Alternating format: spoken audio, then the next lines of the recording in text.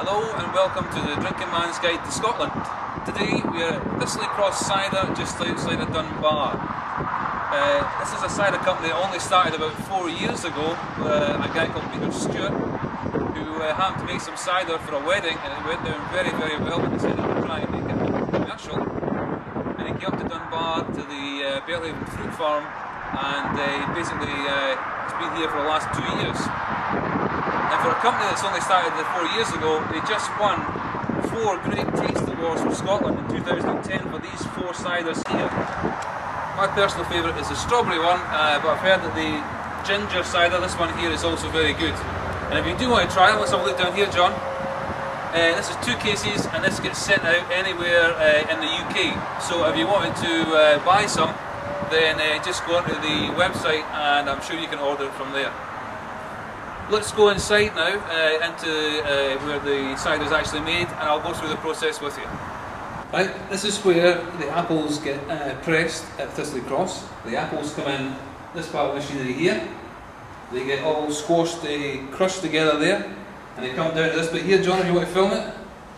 And they get laid out on the sheet, like that, and then another biscuit goes on top, and another sheet goes down. You get about 10 of them, and this swings round to the other side here, and once you've got about 10 of them, up like that, there's a big hydraulic ram that comes up and squeezes the apple juice right out, and the apple juice flows down to here, and that's the start of the process.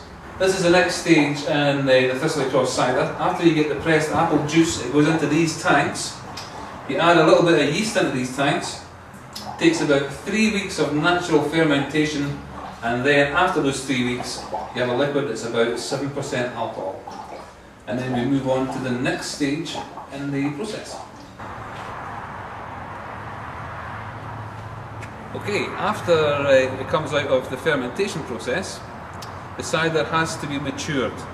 And it's matured in these large plastic containers for at least 4.5 months, 4.5 to 6 months.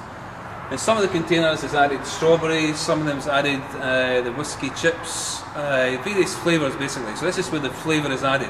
So up until this point, it's all the same cider. Once it gets into these barrels with the flavouring, it changes to the flavoured ciders.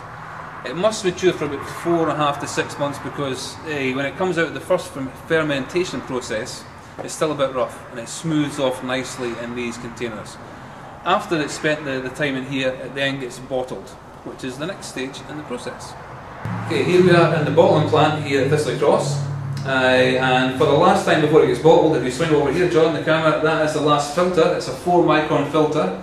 I think the cider has been filtered about 3 times so far, but that just makes it really pure when we come over here. If you point it over this way, I will show you the 2 bottling bits they have here. This is a still bottler. Bottle goes in here, cider comes out, fills all the way up the bottle. When it covers the hole, it stops. And that's for the still ciders. And over on this one over here is for the gassy ciders. 2 bottles at a time going in there. They go up. This container here is half gas, half liquid. Gets filled up to 2.5 psi. And then once that's done, you take the bottle over here, it goes in there, and that's where the tops go on. And that's the tops, and that's the final thing. Next thing is labeling, obviously. And then it's sent out to the shops.